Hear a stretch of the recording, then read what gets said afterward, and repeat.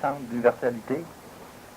Moi, je vous le dis personnellement, là, et le titre d'asseoir l'autonomie, je pense que s'il y a quelque chose qui nous amène, ça peut être une porte qui nous amène vers l'universalité. Disons que pour aborder ce sujet-là, il est assez vaste, là, on va y aller directement. Si je regarde, je fais un lien avec la conférence que tu vas faire, Daniel, la semaine prochaine, où tu vas parler de la guerre des égaux. L'autonomie, la personne qui est autonome, comment elle réussit à rester centrée à travers tout ce tiraillement des égaux extérieurs à lui, puis des égaux, ton propre égaux aussi intérieur qui... Ben, la personne qui est autonome, si elle est autonome, de toute façon, elle ne se tiraille pas entre un égaux et un autre. L'autonomie, c'est un caractère ou encore un effet de l'évolution qui peut être vécu si seulement et seulement si il est compris par une personne qui connaît les différences entre une destinée et un libre arbitre. Être autonome, cela veut dire, premièrement, cela pourrait vouloir dire du moins qu'on a un libre arbitre. Et l'homme n'a pas de libre arbitre. Alors, ce qui fait que si on parle encore de la guerre des égaux, comme tu veux un peu, disons, amener le sujet ce soir, la personne qui est autonome, c'est une personne qui n'a plus d'égaux. Donc, évidemment, qui est libre de la guerre des égaux. La personne qui est autonome, il faudrait savoir qu'est-ce qu'on entend par autonomie. L'autonomie, parce que si je commence à élaborer directement sur l'autonomie réelle, on ne pourra pas nécessairement suivre, étant donné qu'on part déjà avec une idée de ce que devrait ou de ce que pourrait être l'autonomie. L'homme qui est autonome a des accidents. L'homme qui est autonome selon l'autonomie conventionnelle. Si on prend le mot étymologique autonomie, je me suis amusé à faire ça ce soir avec un de mes amis, je peux te montrer plusieurs personnes autonomes. Toi, tu es une personne autonome. Ton nom, c'est quoi? C'est Guy.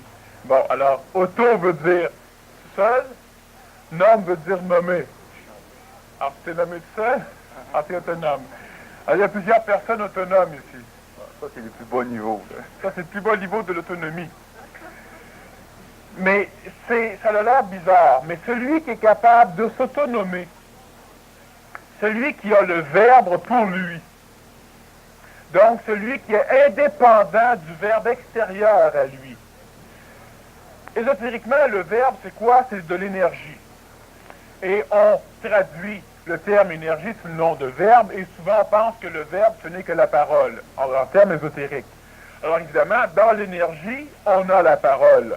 On a aussi la lumière, on a aussi la matière, on a aussi l'énergie vitale qui est la vie, on a la psychologie, on a les mémoires, on a de l'énergie typique de l'intelligence active ou supramentale. On a plusieurs formes d'énergie. Si tu es autonome, c'est-à-dire que si l'énergie rayonne de toi et que tu n'es plus assujetti à une captation d'énergie à l'extérieur de toi, tu deviens autonome. Cela veut dire que l'autonomie est inhérent à un être ou à un être-té qui exprime une énergie qui est, disons, extraplanétaire. Bon, ça a l'air bien grandiose, bien vaste. Je peux t'arrêter juste là? C'est fait. Une clarification. OK, tu parles de quelqu'un qui irradie une énergie. Y a-t-il une différence entre radier l'énergie puis être magnétique? Parce que tu vas regarder des gens qui sont magnétiques, qui ne sont pas nécessairement conscients. Vois-tu, quand tu t'approches d'une lumière, disons que spirituellement, tu t'approches de Dieu, il vient un moment donné où tu reflètes sa lumière sur toi-même. C'est comme la lune. Et à un moment donné, tu dois devenir Dieu. Tu ne reflètes plus rien, tu émets. L'autonome, évidemment, on fait une espèce de correspondance avec Dieu et avec une personne qui s'y rapprocherait. L'autonomie planétaire est un assujettissement extraplanétaire. Mais l'être humain, présentement, est assujetti à l'extraplanétaire en même temps qu'il est assujetti au planétaire. Et l'autonome dans l'univers, ça se peut pas. L'autonome extra-univers, ça se peut, mais là, on est rendu très loin. L'autonomie sur la planète, si je suis libre de la société, je suis autonome par rapport à la société. mais je suis assujetti à quelque chose qui est extra-sociétaire. Si je suis autonome de mes parents, je suis libre de mes parents, mais je suis assujetti à quelque chose d'extra-familial ou d'extra-parental. Alors, je lâche mon emploi. Je suis donc autonome du travail de mon employeur. Mais je suis assujetti à l'assurance chômage, à un autre emploi, à un moment de repos. Je suis de toute façon assujetti à quelque chose. L'être autonome, ce n'est pas un être qui vise à avoir un libre arbitre parfait. Le libre arbitre, ça n'existe pas sur la planète. L'homme n'a pas de libre arbitre. L'homme peut choisir à travers des choses préconçues, c'est-à-dire que l'homme peut choisir entre deux rues, mais il ne peut pas passer entre les rues. Donc, son libre arbitre est très minable, ou très mineur. L'homme qui croit avoir un libre arbitre, ben, lorsqu'il a un accident, ben, est-ce qu'il l'a désiré, son accident, il ne l'a pas désiré. Lorsque tu es malade, l'as-tu désiré, tu ne l'as pas désiré. Lorsque tu te chicanes, tu ne l'as pas désiré non plus. Quel que soit ce qui te rend malheureux, tu ne le désires pas. Donc, tu n'as pas de libre arbitre. Tu t'évertues continuellement à vouloir bâtir ton avenir, à vouloir décider du chemin à la place de l'univers. Mais pour le faire, il faudrait que tu détruises le reste. Si moi, je décide que je veux faire telle chose, par exemple, je vais prendre mon verre d'eau, et je veux le lancer, mais je vais arroser personne. Cela veut dire que je dois faire disparaître les personnes en dessous de l'eau. Ou que je dois transformer les lois de la matière et faire en sorte que l'eau ne les mouille pas. Sinon, je ne peux pas faire ce que je veux. Alors, on a un libre arbitre qui est typique, disons, de Saint-Exupéry, un libre arbitre qui va faire en sorte que je désire tout ce qui se passe. Alors, je désire avoir un verre d'eau. Ça me dit, il n'y a plus d'eau dedans. Je désire avoir un verre vide. Alors, tout ce que je désire, je l'ai. Là, j'ai un libre arbitre. Mais en réalité, je n'ai pas de libre arbitre. Je suis assujetti à désirer ce qu'il y a déjà. Donc, je suis manipulé. Je n'ai pas le choix.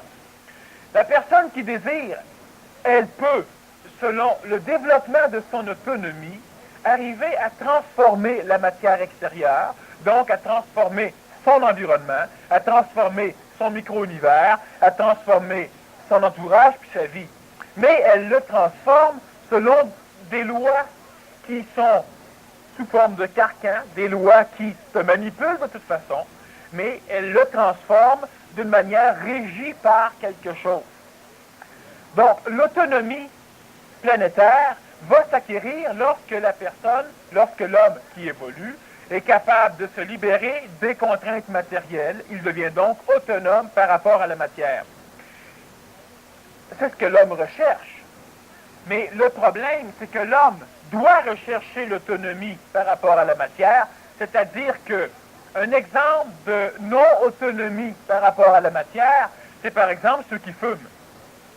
Ils ne sont pas autonomes de la cigarette, c'est-à-dire qu'ils sont dépendants de la cigarette. Et cette autonomie matérielle va aussi devenir une autonomie d'ordre vital, et vitale dans le sens de l'énergie vitale, et elle peut devenir une dépendance d'ordre psychologique et d'ordre vital.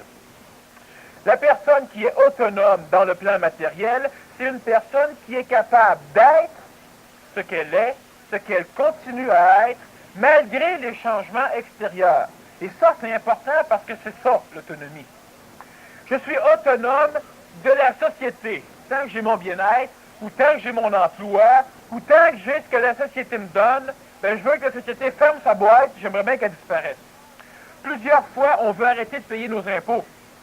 Mais pendant ce temps-là, on bénéficie du service des incendies, service de police, service militaire. Alors, nous, on rit du service militaire, mais les pays, à un moment donné, qui se font attaquer et qui se font libérer par leur service militaire, ils n'en rient plus. Hein? Si on prend la dernière guerre mondiale, ben une chance que les États-Unis d'Amérique, que l'Angleterre, que le Canada, enfin que tous les pays alliés avaient une force militaire. Sinon, ben, on aurait toujours continué à rire de l'armée, mais on aurait pu en rire drôlement plus jaune.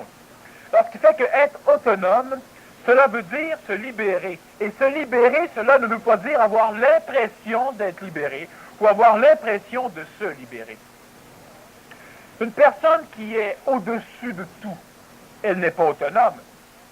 Elle exprime une illusion. Être au-dessus de tout, cela voudrait dire d'avoir de l'argent. Cela voudrait dire d'être riche. Cela voudrait dire d'avoir dans la matière tout ce que l'on veut. Et une personne autonome dans la matière peut devenir autonome dans la psychologie. On s'imagine, à tort d'ailleurs, que l'autonomie psychologique, et ça on l'a vu dans la conscientisation, on l'a vu dans les mécanismes qui amènent les êtres à comprendre les mécanismes de la manipulation planétaire, de la manipulation, disons, socio-astrale, mais ces personnes-là ne comprennent pas ce qu'est l'autonomie. Comprendre les mécanismes de la manipulation. Alors, je vous dis d'aller chier, et ça vous amène des vibrations. Donc, je vous manipule. Si je désire créer certaines formes de vibrations chez vous, je n'ai qu'à employer certains mots pour les susciter. Donc, je suis votre maître. Je vous manipule. Et lorsque la personne finit par comprendre les mécanismes de la manipulation, donc elle peut essayer de transformer ce qui, en elle, permet la manipulation de l'extérieur, alors ce qui fait qu'à un moment donné, quelqu'un lui crie des bêtises, il ne se passe rien. Elle ne contrôle pas ce qui se passe. Si elle contrôle ce qui se passe, elle est manipulée. Parce qu'elle est obligée de prendre de l'énergie pour contrôler ce qui se passe, parce qu'il se passe quelque chose, parce que l'extérieur l'a suscité. Alors toi, tu te contrôles, je te dis une bêtise, et si je veux que tu te contrôles, j'ai juste à te dire ce qu'il faut pour que tu t'amènes à te contrôler. Donc, je te manipule encore une fois. La manipulation, celui qui la comprend n'est pas autonome pour autant. Il risque même d'être encore plus manipulé. Parce que le fait de te dire, lève-toi debout, tu te lèves, tu es manipulé, alors tu décides de rester assis, mais tu es aussi manipulé. Parce que maintenant, j'ai juste à te dire, reste assis, pour que tu te lèves. Pour me prouver que tu n'es pas manipulé, mais tu es complètement dans mon gant. Alors, ce qui fait que la personne qui découvre les mécanismes de la manipulation risque d'être encore plus assujetti à être manipulé. Mais il croira ne pas être manipulé et il s'évertuera à exprimer l'être-té non manipulé. En réalité, elle est encore plus manipulée. Et l'autonomie serait la réelle compréhension de la manipulation. L'autonomie, sous tous les plans planétaires, donc physique, vital, astral et mental, ou physique, vital, la vie, la santé, etc., astral ou psychologique, mental, intellectuel. Lorsque tu es autonome sur tous ces plans, cela veut dire que l'extérieur ne te manipule plus de la même façon. L'autonomie, elle doit se rechercher dans deux plans principaux dans l'évolution de l'homme. Évidemment, c'est préférable de rechercher l'autonomie dans les quatre plans, à la condition que la recherche de l'autonomie ne vienne pas nous rendre dépendants de la trouvaille de l'autonomie. Parce qu'automatiquement, jamais on ne pourra aboutir à l'autonomie. La personne qui est libre, elle est libérée de la liberté. Elle ne veut pas être libre. La personne qui veut être autonome, elle est déjà manipulée par l'idée de l'autonomie, par la forme pensée de l'autonomie, donc elle s'éloigne de l'autonomie. Être autonome, cela veut dire je peux m'autonomer, donc cela veut dire que j'émets des vibrations à partir de moi-même et non pas à partir de l'extérieur. Maintenant, conventionnellement, l'extérieur est représenté par ce qui est matériel. Mais dans la réalité des choses, tout à l'heure, je vous ai suggéré d'aller aux toilettes. Maintenant, ce ne serait pas intelligent d'y aller, on n'a pas assez de toilettes. Mais je vous ai suggéré quelque chose et tout le monde a réagi. Certains se sont dit, « Ah, il veut encore nous faire rire. » Je les ai manipulés. D'autres ont dit, « Ah, il y a un test des nouveaux. » Je les ai manipulés. D'autres ont eu une certaine forme d'énergie, donc je les ai manipulés. Il n'y a pas au grand monde qui n'a pas été manipulé quand j'ai dit ça. Et aussi banal soit-il, ça ne sert à rien de prendre des gros exemples. Qu'on vous annonce un nouveau beurre de pinot ou qu'on fasse n'importe quoi, il y a manipulation de l'extérieur. Et ça, ce n'est pas grave. Mais l'important, c'est de bien savoir quand on agit ou quand on réagit à quelque chose d'extérieur, si on le fait spécialement pour être en harmonie avec ce qui nous oblige à réagir. Ou si on le fait pour pouvoir régler quelque chose, pour transformer la chose en harmonie avec nous autres. Et ça, c'est deux choses. Je reste manipulé, mais je suis autonome lorsque je suis capable de transformer l'extérieur pour le rendre en harmonie avec ce que moi j'exprime, donc avec moi. Et quand je dis moi, je ne parle pas de la foutue imbécilité de la psychologie de l'homme. Je ne parle pas de moi, celui qui m'aime, celui qui me parfume, celui qui me met du stuff en dessous des bras, celui qui est gêné quand on parle en mal de mon image. Je ne parle pas de ce moi-là. Ce foutu imbécile essaie d'évoluer alors qu'il ne peut évoluer. Je parle de l'homme intégral, de l'homme complet et non pas de l'homme psychologique. Donc, à l'intérieur de l'homme, on a le moi égoïque, le moi psychologique. La semaine dernière, je crois, je vous disais que lorsque vous vous chicanez, lorsque vous entrez en colère, vous émettez de l'énergie. Mais pendant ce temps-là, vous n'êtes pas là. Vous criez, vous gueulez, vous bûchez, puis par après, vous regrettez. Donc, le temps que votre corps psychologique manipulait votre corps physique dans une colère, votre corps mental était aux toilettes avec la religion, ou avec la morale, ou avec la philosophie qui est supposée nous transformer. Bon. D'ailleurs, c'est aux toilettes qu'on réfléchit le mieux aussi. Alors, ce qui arrive, c'est que l'homme n'est pas seulement la psychologie. L'homme, ce n'est pas de l'émotion. Il a de l'émotion. Il y a une partie de l'homme qui s'appelle l'astral, qui est totalement émotif. Et dans cette émotion, il y a les peurs, il y a les désirs, il y a les mémoires, il y a l'expérience. Et cet être croit être l'ensemble de tout et croit que c'est lui qui veut évoluer. C'est normal, c'est dans ça qu'il y a les désirs. L'énergie physique ne veut pas évoluer. Par contre, elle a d'instinct, disons, une expression qui la porte à être en santé. Et cette santé va être transformée par l'épuisement occasionné par l'expression de la psychologie. Tu es toujours en colère, ton corps physique s'en ressent. Tu es toujours peureux, tu as des malaises physiques. Tu es nerveux, tu as des malaises physiques. La loi naturelle du physique le porte à rester en santé. Mais l'expression de l'astral, l'expression de la psychologie par l'intermédiaire du corps humain, par l'intermédiaire du système endocrinien entre autres et par le corps au complet, épuise l'énergie vitale, fatigue le corps, et épuise le corps, donc transforme le corps, le rend malade. La personne qui veut évoluer, c'est la personne psychologique dans cette être-té, dans l'homme physique, vital, psychologique et mental, et présentement, certaines énergies extraterrestres, qu'on appelle supramentales, commencent à s'assujettir à l'homme par l'intermédiaire de l'ajusteur de pensée. Mais à travers tout ça, il n'y a que l'homme psychologique qui se croit digne de l'évolution, et c'est lui d'ailleurs qui entrave tout. C'est lui qui va souffrir, et c'est donc par la souffrance qu'il va arriver à faire confiance au mental, à faire confiance à des énergies supérieures. Alors, l'autonomie, elle doit être vécue par la psychologie, mais elle ne peut être vécue par la psychologie que si elle est comprise par la psychologie, et elle ne peut être comprise que par la psychologie, que si elle est comprise par le mental. Donc, désirer être autonome, c'est fuir l'autonomie. Désirer ne plus avoir peur, c'est avoir peur d'avoir peur. Alors, désirer être autonome, c'est avoir peur de ne pas l'être. Et on reste assujetti. L'autonomie, c'est lorsque moi, je suis moi, quel que soit l'extérieur. Donc, je suis autonome par rapport à l'extérieur planétaire. Je suis assujetti à l'extraplanétarialité, je suis assujetti à des énergies supérieures au plan planétaire, et pour ceux, disons, qui l'ignoreraient, dans le plan planétaire, on a le plan matériel, la matière, le physique, on a le plan vital qui tient les molécules ensemble, qui fait que les plantes poussent et qui fait que l'homme s'anime. On a le plan psychologique ou astral qui est la mémoire de la planète, la mémoire de l'évolution, qui est la mémoire de l'homme aussi, et qui est l'âme de l'homme. On a le plan mental, qui est une espèce de processus qui a évolué au-dessus du plan psychologique, du plan astral, pour amener à l'astral des résultats qui pourraient permettre à l'astral de cesser d'avoir peur.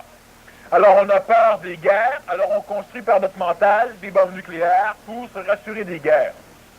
Par après, le mental qui analyse le phénomène se rend compte que plus il y a de bombes, plus il y a de danger. Donc, fait peur à l'astral. L'astral mobilise l'intellect, encore une fois le mental, pour régler ça. Alors, on a donc présentement un cheminement comme cela.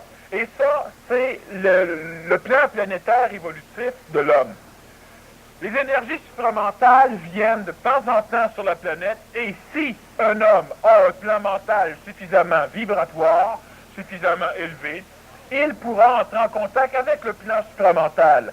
Et là, le plan supramental, qui est un plan qui est humain, mais qui est extraplanétaire. Il ne faut pas penser que l'être humain n'a qu'un règne planétaire. L'être humain évolue sur une planète, mais l'être humain évolue à partir de d'autres plans. De plans qui sont aussi extraplanétaires, pas juste les plans planétaires. Et l'autonomie planétaire se développe et elle apparaît seulement lorsqu'une énergie supérieure au mental, disons l'énergie supramentale, peut s'exprimer librement sans jamais être déformée, freinée, colorée par quelque chose d'extérieur au canal qui exprime. Tu es en relation supramentale, cela veut dire que tu exprimes l'énergie, tu es le canal, tu exprimes l'énergie, et quelle que soit une chose en l'extérieur qui va se passer, cela ne viendra pas perturber l'émission d'énergie. Tu deviens autonome dans la réalité planétaire et dans sa totalité planétaire. Mais être autonome, en ce sens que je dois être capable, d'ailleurs le premier pas de l'autonomie mentale, le premier pas de l'autonomie qui pourra être appris par le mental, et c'est d'ailleurs le travail de l'humanité qui veut évoluer, l'humanité qui veut se conscientiser, parce qu'on a deux formes d'humanité. On en a une qui veut croire et espérer, et on en a une qui veut comprendre. Il y a toujours un moment donné que celui qui comprend élabore des nouvelles théories, des nouvelles lois, il élabore des vérités parce qu'il comprend, et ceux qui croient s'évertuent à croire ce qui est élaboré. Mais sans jamais le comprendre. On croit à Dieu parce qu'on en a entendu parler. On croit à un paradis parce qu'on en a entendu parler. On croit à la réincarnation parce qu'on en a entendu parler. On croit à l'ésotérisme parce qu'on en a entendu parler. On croit qu'un scorpion c'est dangereux parce qu'on en a entendu parler.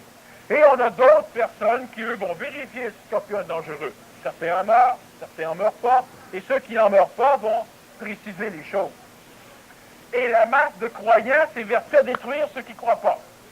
Lorsque Darwin a commencé à vouloir émettre la théorie de l'évolution, alors son capitaine de bateau a tout fait pour l'en empêcher parce qu'il allait à l'encontre des écrits bibliques. Il y a ceux qui croient savoir, et il y a ceux qui cherchent parce qu'ils savent qu'ils ne savent pas. Et lorsqu'ils vont savoir, ils vont être sûrs qu'ils savent.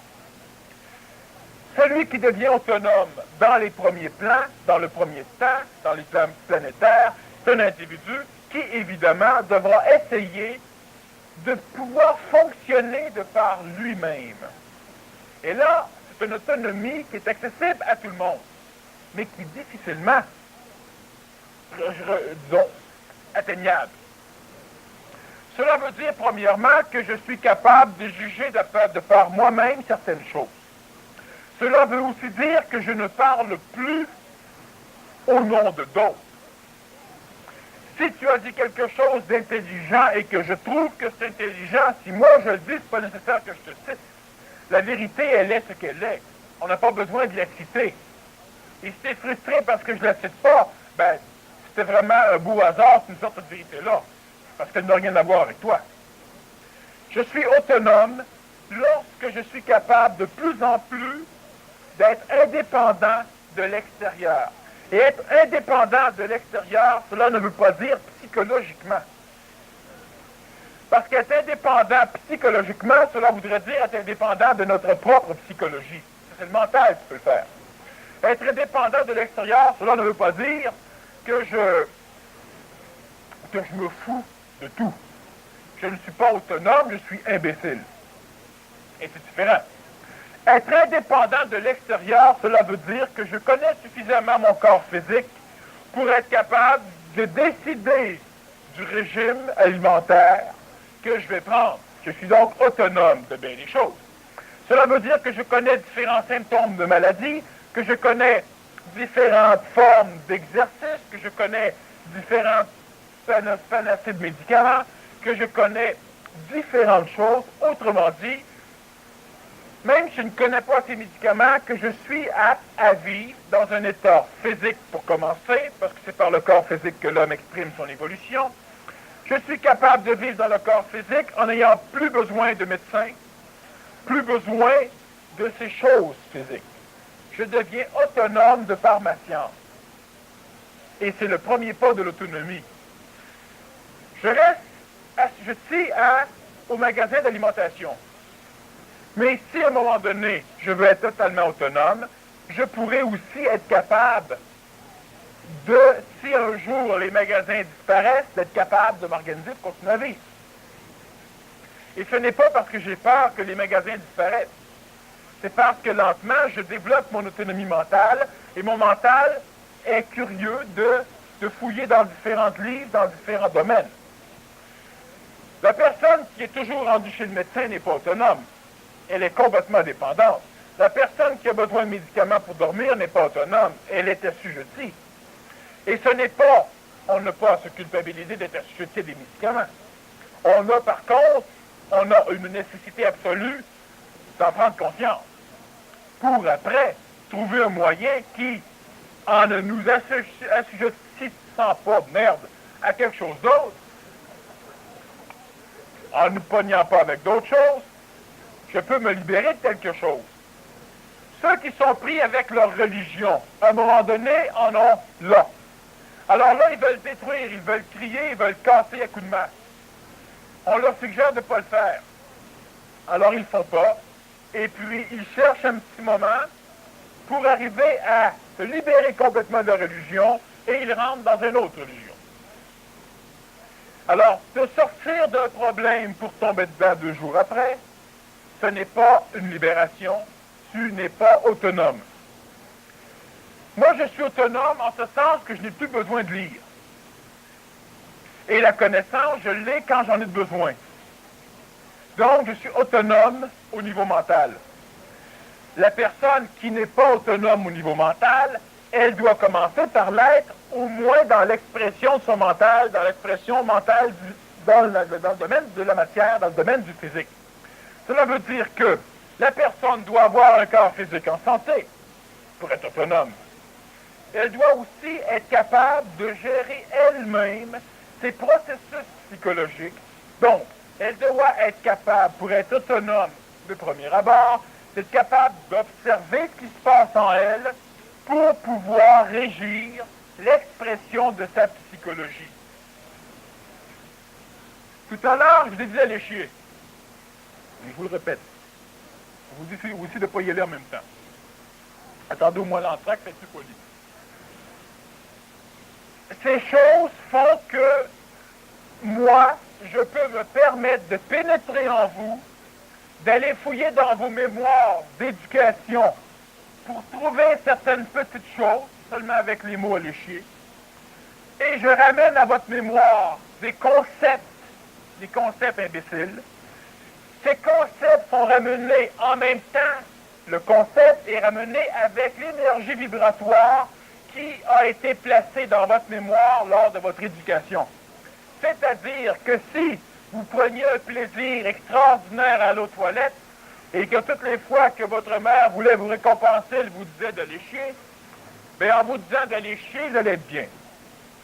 Parce que je sors de votre mémoire quelque chose et la vibration émotive, psychologique, qui est mémorisée en même temps que l'expérience, ressort en même temps.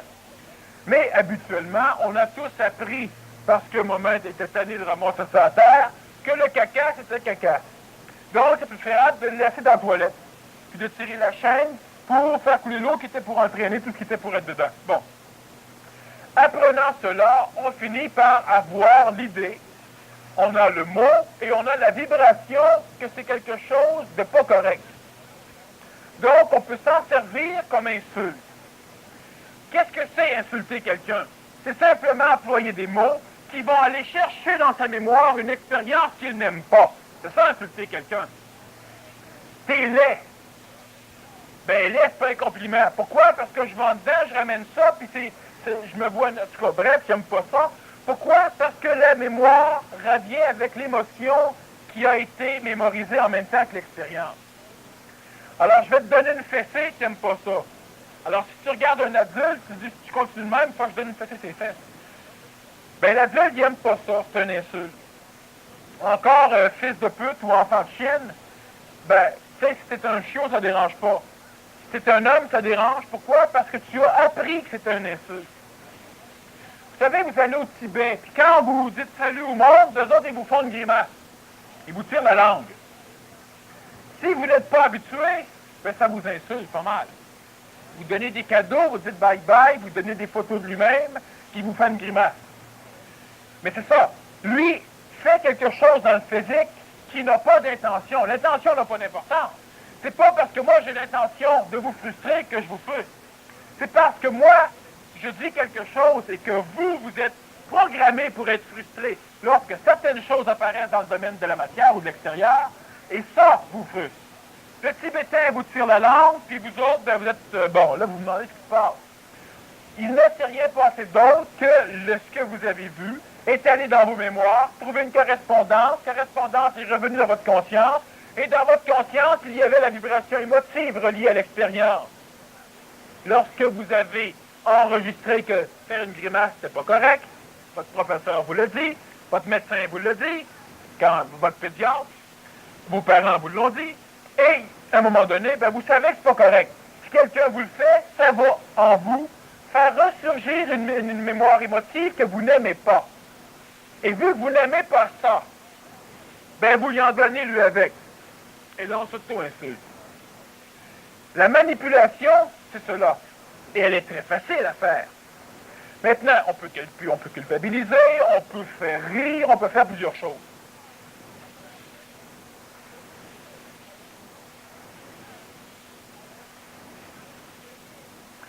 L'autonomie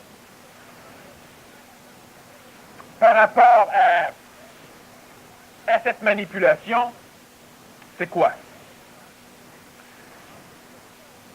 Tout à l'heure, je vous ai dit qu'être assujetti au plan planétaire, c'était lorsque l'extérieur était capable de m'impressionner, donc d'imprimer en moi une expérience que j'aimais ou que je n'aimais pas, je suis manipulé. Et par rapport à l'expérience imprimée, elle allait ressortir une expérience que j'avais déjà, et à partir de l'expérience que je vis et de l'expérience antérieure, je réagis. Alors, si je réagis, je suis manipulé. De toute manière, on va devoir réagir. Mais l'homme devra réagir d'une façon à être efficace, c'est-à-dire ne pas réagir selon la programmation prévisible par la psychologie normale de ce que l'homme devrait faire. Moi, je sais par expérience que si je dis à quelqu'un de manger de la merde, on y va dans les insultes de soi, je sais par expérience qu'il devrait réagir de telle ou telle manière, selon l'énergie que je mets, selon l'intonation que je mets, selon la face que je vais faire, parce que le visuel aussi est une expression. Donc, je peux prévoir. Et si je rencontre quelqu'un dans le métro, que je lui dis mange de la marde, il baisse les culottes, fait une crotte sur le quai, il prend la crotte, il la mange, je vais être manipulé, mais pas lui. Donc, lui, ça ne veut pas dire que quelqu'un qui est conscientisé fait ça, là. Il ne faut pas mélanger les cartes. Mais cela veut dire que je ne suis plus assujetti. Moi, si je réponds à l'être qui vient me donner une insulte, je ne suis plus assujetti au cadre normal de l'insulte. Donc, moi, je me promène, on me dit quelque chose, il se passe un accident, 2 métros s'emboutissent l'un l'autre, ben, je prends pas le métro, premièrement. Et puis, je réagis d'une façon qui n'est pas normalement prévisible.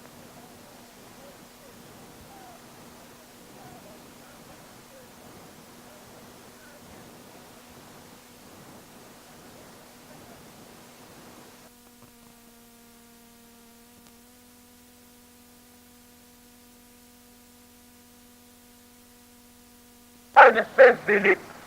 Et ce n'est pas parce que vous devez viser l'élite, être un élite, que vous devez rechercher l'autonomie. Mais à un moment donné, je sais moi que si dans une foule il se passe quelque chose, il y aura une réaction de masse. L'être autonome est quelqu'un qui se détachera de cette masse et qui, de par lui-même, donc il pourra régir par son mental l'expérience psychologique qu'il aura acquis, et lui, à part des autres, pourra cheminer pour s'en sortir ou pourra commander les autres. Il réagit parce qu'il devra cheminer pour s'en sortir parce qu'il y a un événement extérieur. où il devra commander les autres parce qu'il est pris à le faire. Il réagit. Mais il réagit d'une façon totalement désassujettie de la masse, c'est-à-dire qu'il est autonome. Il n'a pas besoin qu'un être extérieur, en plus de l'événement, vienne lui dire comment sortir de l'événement. Il est autonome. Cela veut dire, et je répète parce que c'est important, c'est une autonomie qui est facilement accessible à la masse. Ça prend un certain temps, ça prend une volonté, ça prend du travail, ça prend du courage, mais c'est accessible. Cela veut dire que, quelle que soit, disons, l'expérience que moi je vais vivre, je n'ai pas besoin de quelqu'un d'autre pour venir me dire quoi faire. Je suis autonome. Je suis en panne d'auto, je ne connais pas la mécanique, ben je ne resterai pas assis sur mon capot ou dans mon char à prier le bon Dieu ou encore à maudire l'univers parce que j'ai une panne. Je saurai quoi faire. Je ne connais pas la mécanique, mais je serai capable de me trouver un mécanicien. Je serai capable de ne pas me faire enguirlander par le mécanicien, je serai capable à un moment donné d'apprendre la mécanique, du moins la mécanique de base. Celui qui est autonome, c'est celui qui n'est pas manipulé par l'extérieur d'une façon collective. Il est libéré de la manipulation extérieure, comme la masse va y être soumise. Il est autonome d'une façon facile. Peux-tu courir? Peux-tu faire? Peux-tu réfléchir? Es-tu capable d'éduquer un enfant ou de répondre à une question suspecte à un moment donné sans être mal pris? Si tu peux le faire, tu te rapproches de l'autonomie. Une personne qui est autonome n'est jamais pauvre. Pourquoi? Parce qu'une personne qui est autonome n'est donc pas manipulée par l'extérieur, donc elle ne peut pas être assujettie à perdre son argent, mais elle sera plutôt capable d'en amasser. Et le fait d'amasser de l'argent ne veut pas dire qu'on ne la dépense pas. Parce que être riche, c'est être capable de s'exprimer. Et je ne parle pas juste psychologiquement ou philosophiquement. Être riche, c'est être capable de s'exprimer. Cela veut dire que si je veux voyager, je voyage. Cela veut dire que si je veux tenter telle expérience, je la fais. Cela veut aussi dire que je suis capable de gérer ma richesse de façon à pouvoir poursuivre mon expression. Donc, je suis autonome. La masse, elle a de l'argent, elle dépense. Elle n'a plus d'argent, elle attend. Une autre partie de la masse, elle a un peu d'argent, elle dépense, bref, elle n'a jamais d'argent, donc elle ne peut jamais se permettre quelque chose de grand. Et elle peut maudire ceux qui ont l'argent. Elle peut maudire ceux qui ont la richesse, ou elle peut maudire ceux qui peuvent se permettre. Et pour s'excuser, pour ne pas trop se culpabiliser, elle va dire « Oh ouais, mais je ne suis pas pour m'empêcher de vivre quotidiennement pour pouvoir me permettre un voyage de temps en temps. » Non. Si tu veux, tu peux ne pas t'empêcher de vivre quotidiennement. Par contre, ceux qui voyagent régulièrement et qui n'ont pas plus d'argent vivent quotidiennement et de temps en temps vivent pleinement. Alors la personne, oui? Bon, puis, quand je suis longtemps à côté sans poser de questions, ça vient que tu viens... Tu pourrais-tu expliquer ce phénomène-là, Daniel? Tu viens comme gelé complètement, tu n'es plus capable de poser une question. Ah oui, c'est simplement un phénomène énergétique. Plus tu es près de la source d'énergie, plus tes neurones vont augmenter en vibration, plus ton système neurologique va se mettre à vibrer, plus cela va vibrer, moins tes mémoires vont pouvoir venir prendre place dans ta conscience, donc il n'y aura pas, ou presque pas, de compréhension de ce qui est dit, parce qu'il y a captation d'énergie.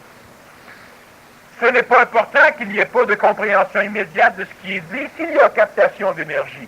Ce phénomène peut endormir une personne, l'endormir complètement, et ce n'est pas parce que c'est long et lent, c'est parce que c'est trop dynamique énergétiquement. Donc, la conscience s'endort parce que le cerveau est énergisé d'une façon à se libérer de la mémoire.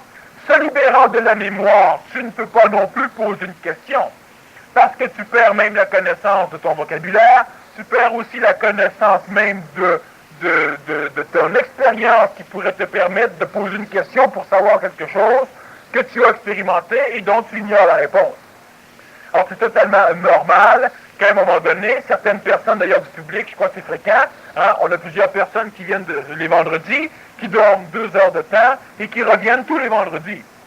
Bon, et ils s'en portent mieux. Alors c'est simplement un phénomène énergétique et c'est tout à fait normal. La personne qui reçoit l'énergie a une augmentation vibratoire au niveau cérébral. Elle peut comprendre des choses qu'elle ne comprendrait pas, elle peut ne plus rien comprendre du tout. Une personne qui n'est pas avertie peut même se sentir frustrée. Elle peut même se dire, ben oui, mais c'est extrêmement beau, mais en fin de compte, je n'ai rien compris. Bon, mais ça n'a aucune importance, parce que cela transforme. Qui comprend la vie ici? Personne. Mais la vie vous transforme en maudit, par exemple. Alors, vous vivez un événement, vous ne savez pas pourquoi vous l'avez vécu. Pourquoi j'ai dû avoir tel accident ou pourquoi j'ai dû gagner la loterie? Mais quand c'est la loterie, on ne se pose même pas de questions. Mais vous vivez des événements. Et si vous essayez de comprendre ce qu'ils vous apportent dans l'immédiat, vous ne comprenez rien. Vous pouvez spéculer sur ce qu'ils vous apportent, mais en réalité, vous ne pouvez pas le savoir. C'est vibratoire qui est apporté. Dans la mémoire expérientielle de la psychologie, j'ai appris la patience, j'ai appris, etc. Effectivement, on dit répéter 20 fois, elle va se mettre en colère. Fait que la patience, elle l'a peut-être appris, mais elle ne peut pas l'expérimenter encore. À un moment donné, énergétiquement, il y a des transformations qui vont réellement se faire à son insu. L'évolution, toujours à l'insu de la personne, elle découvre qu'elle a évolué lorsqu'elle exprime le résultat de l'évolution. Mais elle ne le sait pas sur le moment même, tant qu'elle ne l'a pas exprimé. Alors c'est tout à fait normal que de temps en temps, on gèle. Je vais faire exception, je vais te citer, parce qu'il y a un aspect, j'aimerais que tu ailles un petit peu plus loin. Je pense que tu as déjà parlé que l'homme, s'il n'y avait pas de structure ou de cadre, il évoluerait moins rapidement que si c'est des structures, s'il y a une certaine structure qui contienne son énergie, en fait. D'ailleurs, une structure que lui-même choisit, c'est préférable à ce qui lui est imposé. Bon, alors on va revenir à l'autonomie. L'homme doit arriver à être autonome seul. Cela veut dire qu'il n'a plus besoin, et je parle du besoin psychologique surtout, il n'a plus besoin de l'extérieur. Il y a une grosse différence entre une chose essentielle et une chose utile. La chose essentielle ne doit jamais devenir un besoin. Parce que si elle devient un besoin dans la psychologie de l'homme, c'est que l'homme a peur de ne pas avoir la chose essentielle, donc il a besoin d'en avoir. Alors il va se ramasser plus d'argent en banque qu'il n'a besoin pour s'exprimer, il va se ramasser plus de pain, il va se ramasser plus de matière matérielle, l'homme va avoir peur. Certains mangent trop. Alors, ce sont dit, il y a plusieurs phénomènes psychologiques qui peuvent pousser un être humain à trop manger. Il y a des phénomènes hormonaux, des phénomènes physiques, des phénomènes d'habitude, des phénomènes de peur. L'homme qui prend une chose essentielle et qui la transforme en besoin devient un être dangereux. Autant dans une société que dans un endroit insociétaire. C'est-à-dire que l'homme qui a d'une chose essentielle la transformée en besoin, il peut devenir un voleur. Il peut devenir un patron qui vraiment ambitionne sur ce qu'il a besoin. Il peut devenir un gouvernement trop possessif. Il peut devenir un cadre dans une société qui ramasse trop et qui risque de détruire même ce qu'il nourrit. En temps de guerre, par exemple, ou en temps simplement de crise, ça devient un tueur, ça devient un voleur, ça devient du monde dangereux. Et la majorité de la société, la majorité des habitants de la planète sont des êtres qui ont transformé l'essentiel en besoin. Alors, ce qui fait que la télévision, c'est un besoin. Qu'est-ce que l'homme peut faire pour de télévision chez lui? Ben, s'il n'est pas créateur, il ne peut pas rien faire. Rien à faire. S'il est moindrement un peu créateur, il va s'en passer. Mais présentement, c'est un besoin. On a besoin de tellement de choses qui sont des choses essentielles, mais essentielles ne veut pas dire qu'on en a besoin tous les jours.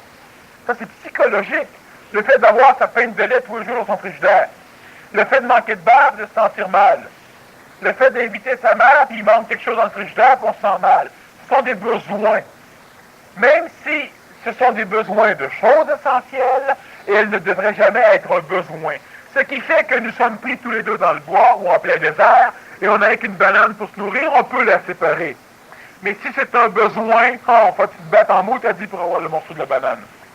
Puis ça, c'est le problème de la société, où tout ce qui est essentiel est devenu un besoin, donc les autres, on s'en fout, on veut pas trop. Même notre fichue évolution, elle est devenue un besoin. Alors, on veut pas. On ferme les portes, on ferme les clans. On détruit l'extérieur, enfin, on détruit ce qui pourrait leur permettre de communiquer avec nous.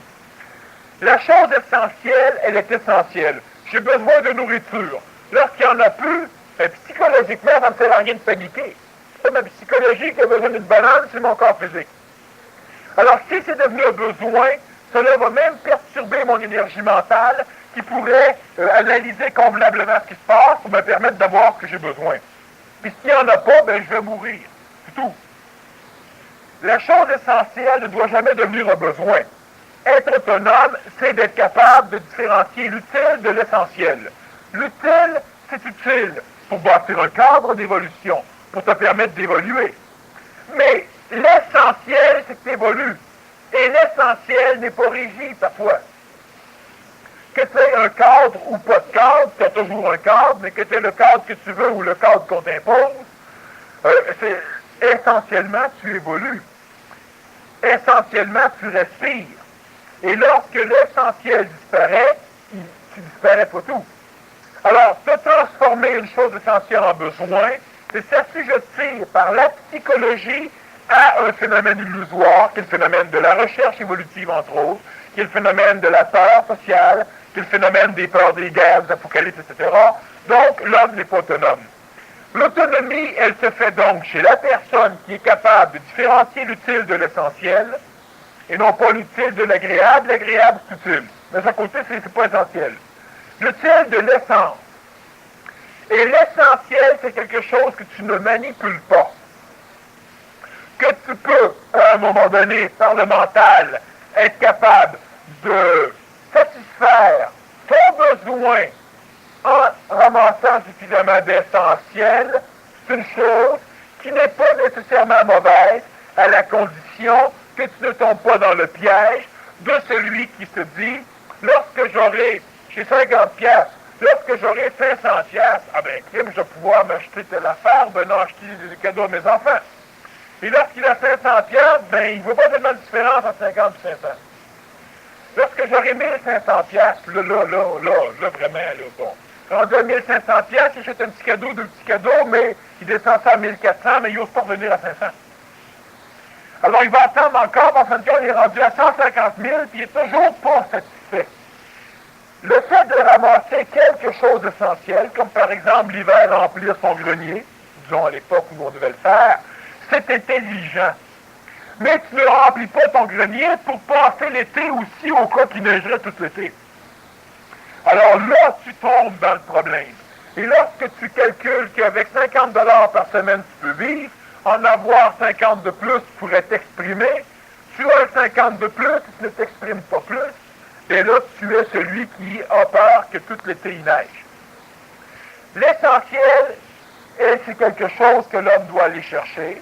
L'homme doit en avoir suffisamment pour pouvoir être en mesure, s'il en manque, de pouvoir réagir à temps pour continuer à en accumuler, mais pas transformer ça en un besoin qui le rassurerait les 5 ans à venir. Parce qu'il risque de passer 50 ans à travailler pour avoir 5 ans de sécurité. Alors donc, l'autonomie par rapport à l'essentiel et à l'utile, c'est déjà l'autonomie de base que l'homme devrait avoir. Mais ces hommes autonomes, pour pouvoir poursuivre l'évolution, chose essentielle, et je ne parle pas d'une évolution parce que je lis, parce que je veux obtenir des choses, ce n'est pas une évolution, c'est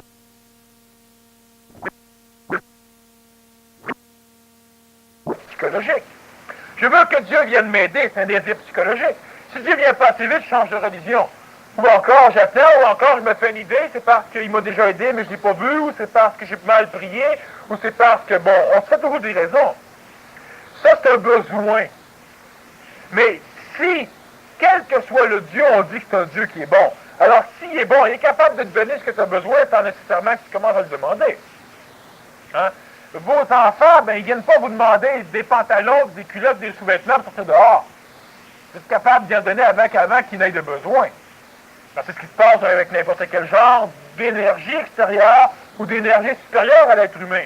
C'est parce que l'être humain voit l'énergie supérieure à partir d'une énergie humaine qu'il pense que l'énergie supérieure agit comme énergie humaine. Alors on doit prier, on doit donner, on doit quémander, on doit changer, on doit magasiner, on doit faire du chantage. Je t'offre comme on faisait à l'époque des sacrifices humains. C'est du chantage qu'on faisait aux dieux. Tu as créé ça, je le détruis si tu viens pas me donner ce que je veux. Puis je t'en détruis tant qu'il ne te le donne pas. À un moment donné, ben, il se trouve qu'il pleut parce qu'il n'y aura plus de toute façon, là t'arrêtes. Bon. Alors, on faisait du chantage avec les énergies créées par l'homme, les énergies divines. Mais la personne autonome, à un moment donné, peut se réunir avec d'autres personnes autonomes en ce sens qu'ils voient l'essentiel de l'utile.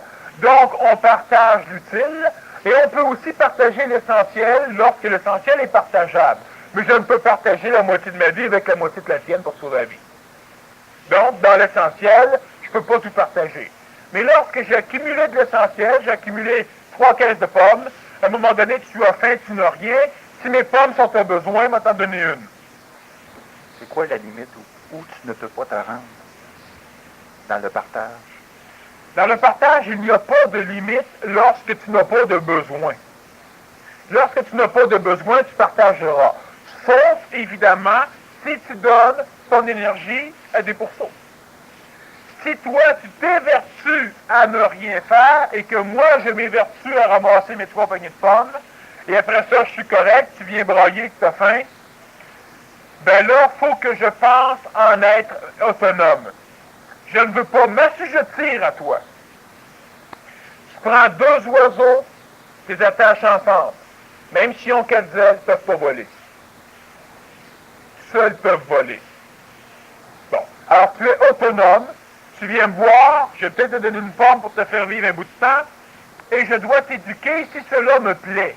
Mais t'éduquer, si je t'éduque moi, ce ne sera pas comme tu vas vouloir.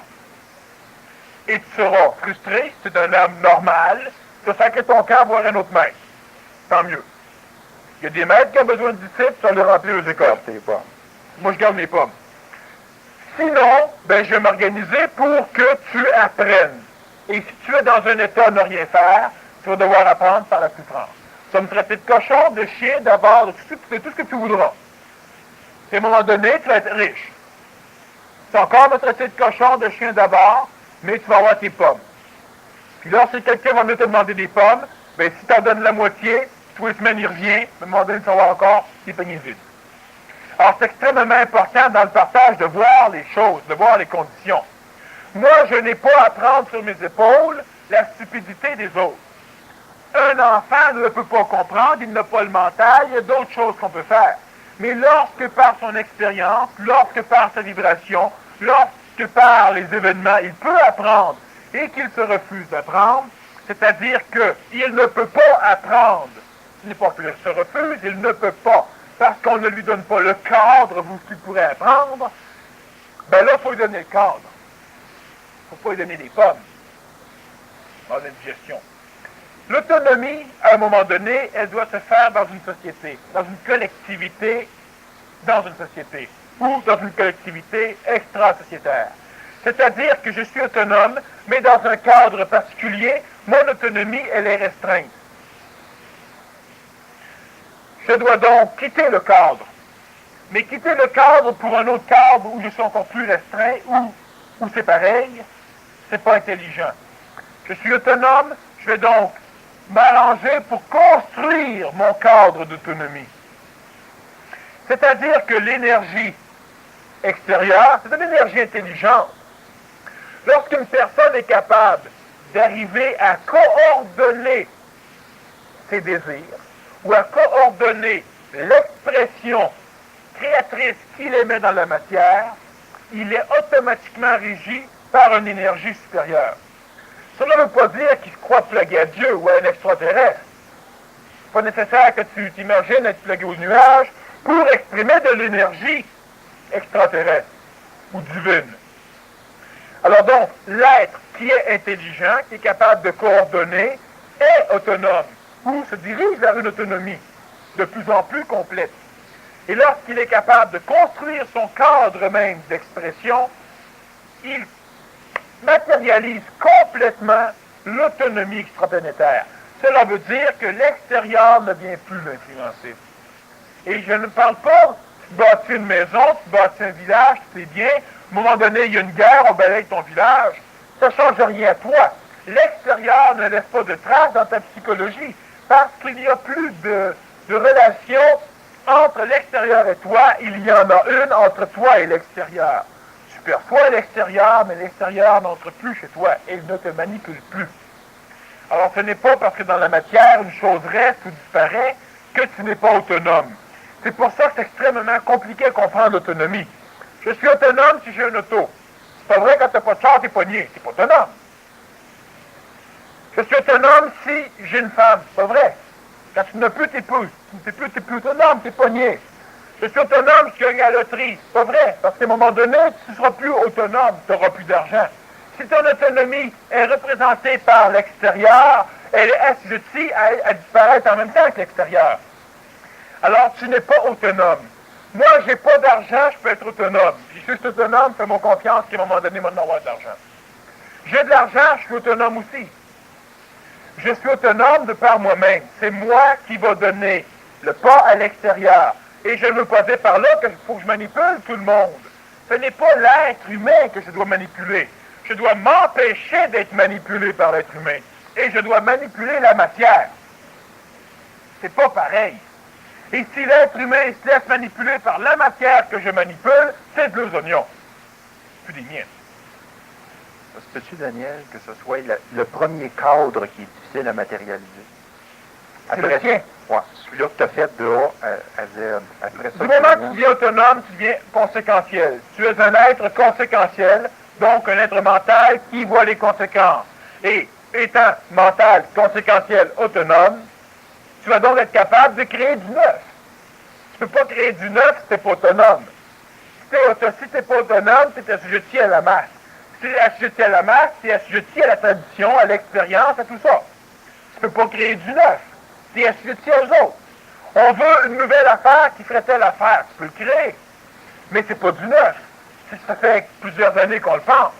Mais à un moment donné, tu arrives, tu déclares quelque chose qui n'a jamais été entendu, qui n'a jamais été lu. Tu fais quelque chose qui n'a jamais été pensé. Tu es autonome. Tu es libre de la masse. Tu es au-dessus de la masse. Tu es autonome. Mais l'autonomie première, dans la masse, va commencer lorsque l'homme va être capable, comme tout à l'heure on disait, dans une réaction collective, d'agir en fonction de lui.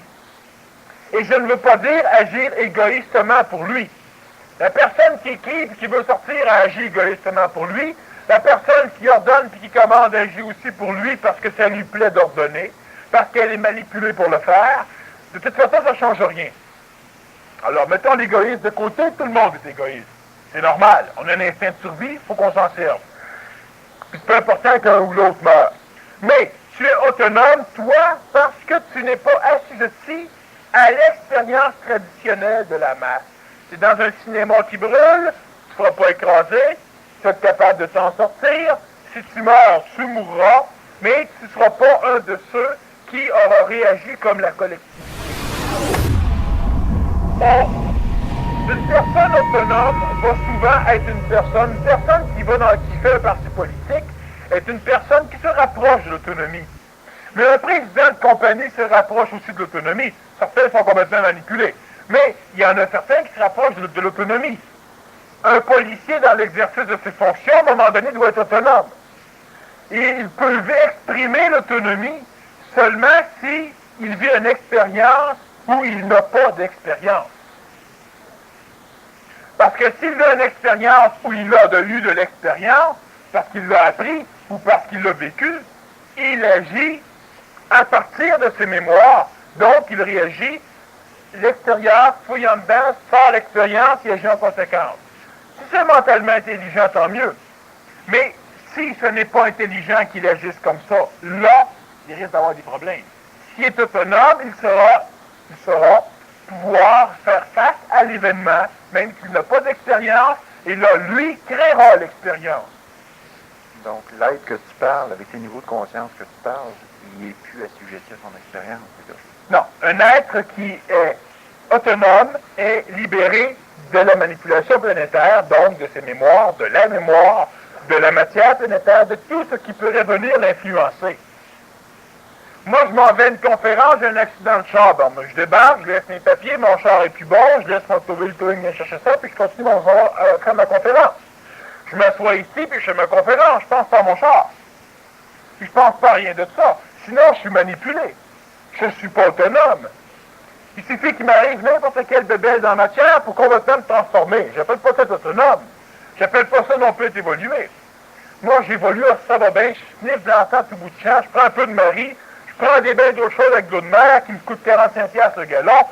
J'évolue, c'est incroyable, tout le monde à côté, c'est tous des débiles. Quand je leur parle de machin chouette, ils ne comprennent pas. Puis là, je vais voir mon maître tous les semaines, puis je m'envoie ici fort sur ses bras, puis tout va bien. Puis là, j'évolue, c'est incroyable. Tout d'un coup, il y a un maudit fou qui rentre, paf, il tue mon maître. Ah là, comment tu évolues? Ben c'est ça, tu étais autonome jusqu'à temps que tu découvres que tu étais pogné. Puis quand tu découvres que tu étais pogné, ben là, tu es pogné en maudit. Mais tu n'as jamais été autonome. Tu as cru être autonome. Tu veux embarquer dans un projet et tu es un être autonome, parfait. Tout le monde disparaît, tu continues. Tu es autonome. Sauf si seul, tu ne peux pas le faire réellement. Mais là, tu ne le fais pas.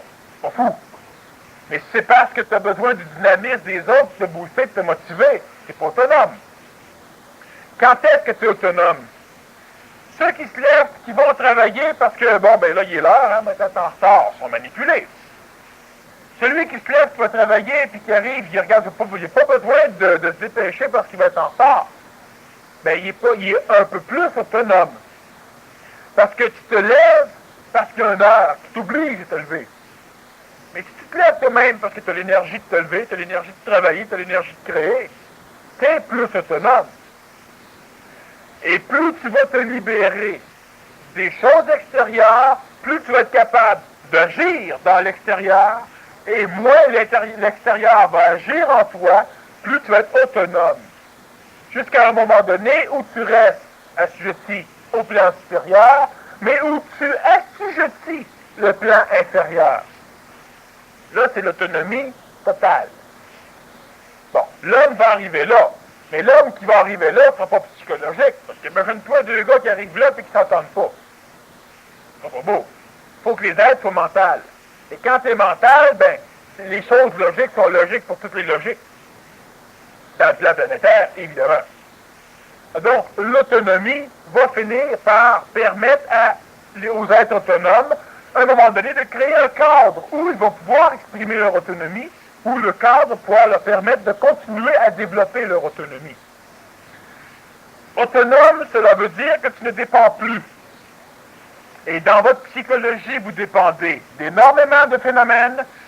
L'autonomie va commencer à vous libérer de ces phénomènes. Et il y a une maudite différence entre se foutre de quelque chose et d'en être libéré. Se foutre de quelque chose, c'est d'essayer d'exprimer pour se convaincre qu'on en est détaché. C'est ça, se foutre de quelque chose. Et être détaché de quelque chose, cela veut dire que je suis capable, si c'est intelligent, de m'en occuper. Si c'est pas intelligent, je m'en occupe pas. Mais ça ne fait rien en moi. Quelqu'un qui se fout de quelque chose peut même le laisser se détruire. Même si ce serait intelligent qu'il ne se détruise pas. Moi, je me fous de ma job. J'ai les cheveux longs, si le boss ne veut pas me mettre à la porte. Je m'en vais là, le boss ne veut pas, il me met à la porte. Je m'en fous, moi, je suis pas pogné, moi. Bon, t'es peut-être pas pogné, toi, mais tu vas t'es pogné en maudit. Parce que tu vas être obligé de t'assujettir aux règles de la société. Aux lois qui régissent ces assujettissements. Puis à la limitation de ton expression, à la limitation de plusieurs phénomènes. Alors, ce qui fait que tu t'en foutais, mais tu n'étais pas libre. Si tenais tes cheveux. C'était pas le solide, toi. C'était pas libre du tout. Quelqu'un qui est autonome, c'est quelqu'un qui se fout de rien et qui ne porte d'importance à rien. Lui, il peut agir librement, intelligemment, sécuritairement, sûrement, puis dégagé. Mais si tu prends quelque chose qui devient utile pour toi, cette chose utile, elle redevient essentielle. Parce que dans la psychologie, c'est ça qui se passe. On a des choses essentielles. Entre l'essentiel et l'utile, il y a une marge. La psychologie, diplomatiquement, déclare une chose utile. Et lentement, la chose utile, elle en a de plus en plus besoin. Ce qui fait qu'il y a un moment donné où la chose utile devient une chose essentielle. On en a plein de choses essentielles présentement qui n'existaient pas il y a 20 ans.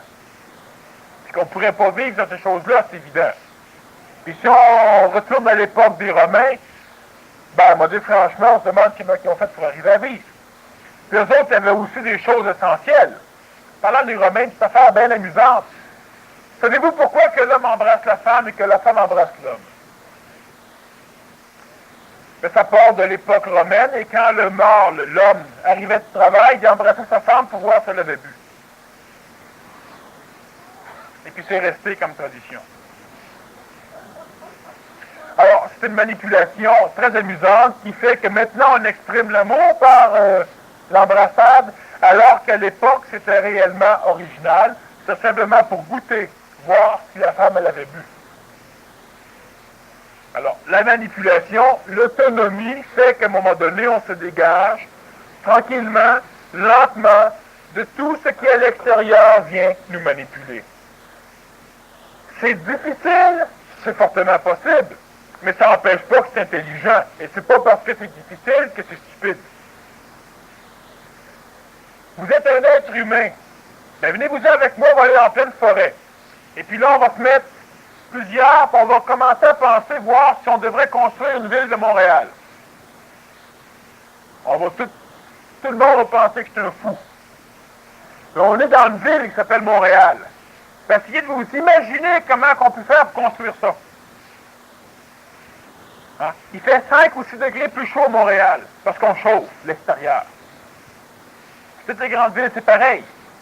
Essayez juste d'imaginer le nombre d'égouts, le nombre de tuyaux, le nombre de rues, le nombre de feux de circulation, toutes les pancartes, tout le système juste matériel, je ne vous parle même pas du système humain à l'intérieur de la ville de Montréal, puis vraiment, c'est encore bien plus difficile à créer ça. On l'a créé facilement, parce qu'on n'a jamais pensé qu'on le ferait. Donc, on n'a jamais pu voir que c'était infaisable. On y allait petit morceau par petit morceau. On n'a jamais vu que c'était infaisable. Fait qu'on l'a fait. Arrivé à être autonome, si on voit la fin, puis on voit où ce qu'on est, puis qu'on regarde le chemin, on sent la tête émue. Mais si on voit l'intelligence du cheminement, ben maintenant il reste rien qu'à cheminer. Ça va prendre le temps que ça va prendre. C'est pas l'homme qui va accélérer son autonomie.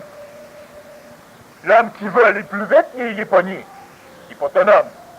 Alors, même si ça paraît grand ou ça paraît n'importe quoi, l'homme a le temps. Et à un moment donné, on en arrive à être autonome. Alors, une petite conclusion bien rapide. L'autonomie, c'est lorsque vous influencez l'extérieur, mais que l'extérieur vous influence plus selon les critères de la masse. C'est sûr que s'il n'y a plus d'air dans la pièce ici, ça va m'influencer. Je suis parfaitement autonome parce que je vais réagir d'une manière totalement différente de ceux qui ne sont pas autonomes. Quelqu'un crie ici, il y a de l'air, tout le monde se garoche.